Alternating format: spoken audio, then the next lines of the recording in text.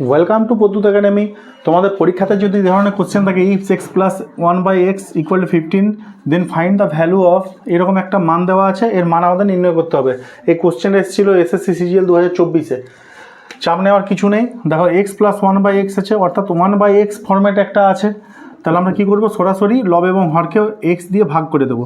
তাহলে চলে আসছে এটা এরকম।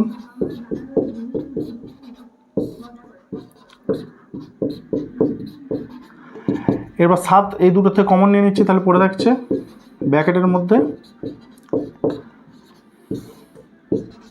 এখানেও এক্স প্লাস 1/xকে পাশাপাশি রাখছি।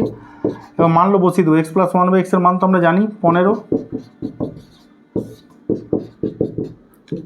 7 15 105 মাইনাস 9/14 হয়ে যাচ্ছে এখানে তোমাদের 96/14। 7 2 14, 48 2 96। তাহলে 48/7 হয়ে যাবে।